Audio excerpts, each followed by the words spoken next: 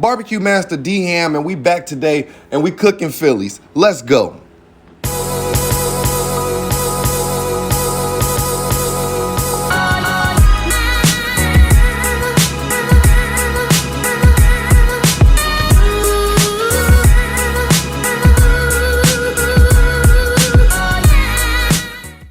So you want to start off with whatever meat you have. We're going to use steak. We're going to use ribeye. Go to your local butchery, your local meat market. Ribeye is going to make for a nice tender bite, tender meat. The cut is nice. My oldest daughter, she wanted to make a cameo. She wanted to show her face.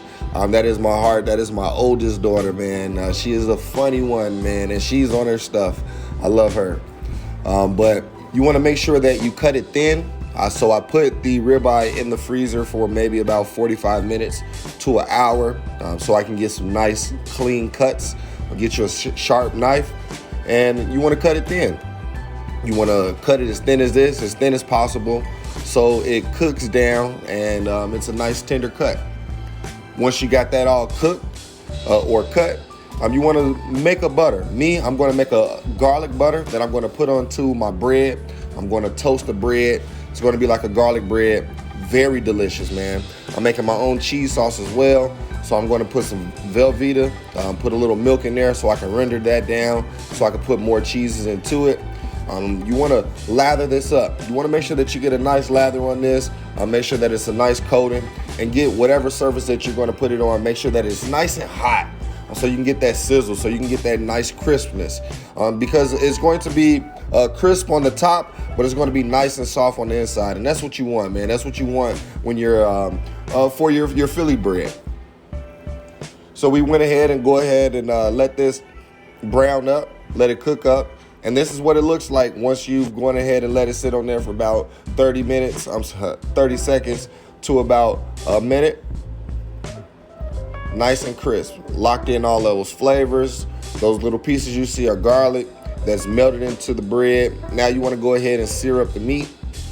So I season the meat as it's searing. It seems like it unlocks those flavors. I don't know how you do it. With different things, you season them differently.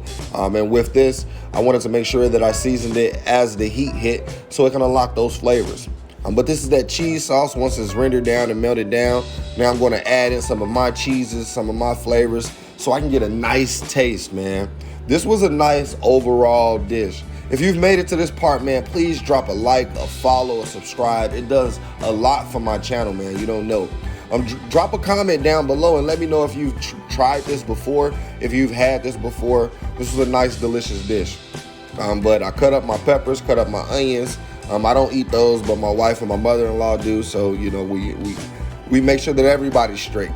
But that looks delicious. Cap it off with a little bit of salt, because the seasoning that I use, it didn't have any salt in it. That's what I like to do. I like to add the salt later. And now you want to plate it. You want to go ahead and start the plating. Put some of that meat on there. And you want to put a nice healthy amount, because I'm making 2 of these and I got a lot of meat as well. You want to make sure that once you put that cheese on there, that it coats. It's not going to really drip off. It's going to coat into the meat. It's going to go into the bread, and that's what you want. Put a little bit of mayo on there. Put a little onions, peppers on top, so that cheese, once it hits, that hot cheese, it can melt and get cheesy all into the meat and make for a delicious bite. But you want to go ahead and start topping it off with that cheese. Make sure that you use enough, but not a lot. You know what I mean. But I do thank you, man. I hope that you're blessed. I hope that your family is corona free. And I hope, if not, I hope that better days are to come.